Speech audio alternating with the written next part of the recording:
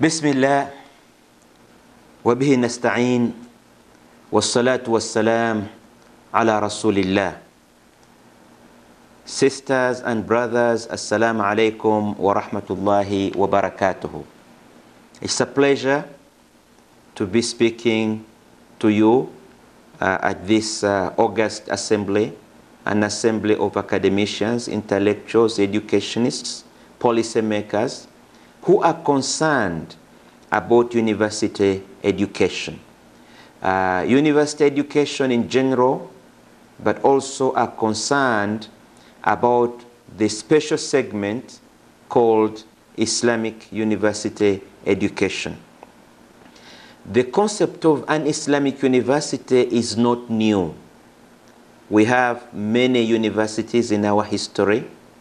I have had the pleasure of visiting Azhar University, Zaytuna University, Qairawan University. These are ancient universities that were around for many centuries, dispensing knowledge. So when we talk about an Islamic university today, we have got a tradition, we have got a history, we've got a legacy to look back at. And this legacy and this history give us confidence that if we succeeded in the past, we can succeed in the present.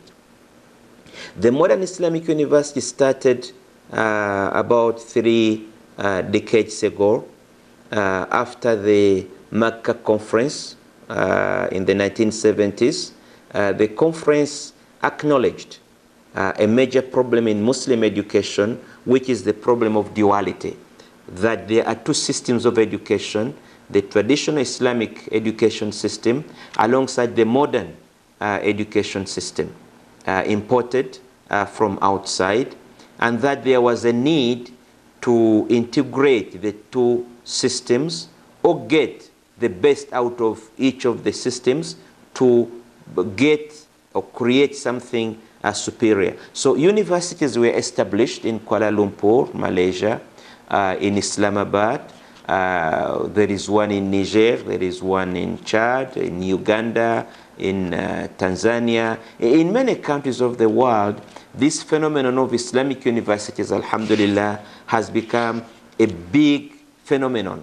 It has become a big development, a huge development. And I think in the future, we shall have more and more of this type of university. I would like to talk about the challenges that we are going to face. The first one is the challenge of duality.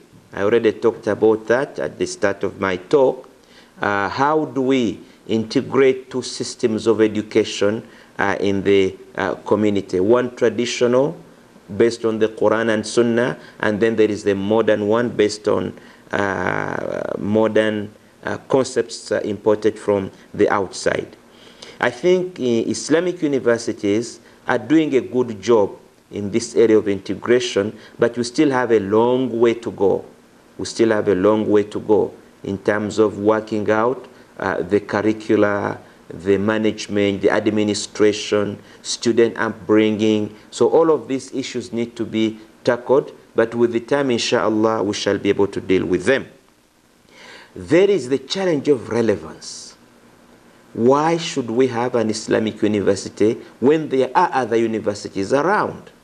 What special niche do we serve? It's very important to understand that an Islamic university is not a university for Muslims. It's a university for all humans. It just has got a special approach to knowledge, a special philosophy, a special epistemology. But this is not only for Muslims. This approach can be useful to all humans. There is a store of knowledge in our legacy as Muslims that we want to share with everybody else. So the Islamic university is a vehicle to share that knowledge. We have the challenge of innovation. We try in each country in which we work to follow the national curriculum or the national requirements out of university graduates, because we need to fit within the country. But then we need, beyond that, to go out of the box. We need to innovate. We need to think up of new things. We need to think of new approaches, because it's only when we innovate and come up with new ideas that we can stay ahead, we can go ahead. If we sit down and stick with the old and well-tested ways of doing things, we shall become stale and will not grow. We have the challenge of research, because knowledge grows by research. So we need to inculcate in our students and our teachers the love for research. Research is the concept of ijtihad that is well known in Islamic fiqh. You use the premises of knowledge that you have today to look for more knowledge, to look for more understanding. So any research in any area of knowledge is a form of ijtihad. We need also to write. We must write and publish. We can publish articles, we can publish books. We need especially to write textbooks that we use to teach in our universities, because that textbook should be the embodiment of all what we think is good integrated knowledge. If we don't use our own textbooks that we ourselves develop, it will be very difficult to expose our students to the type of knowledge, the type of education that we think is the most relevant to them. Thank you very much for listening to me. Wassalamu alaikum wa rahmatullahi wa barakatuh.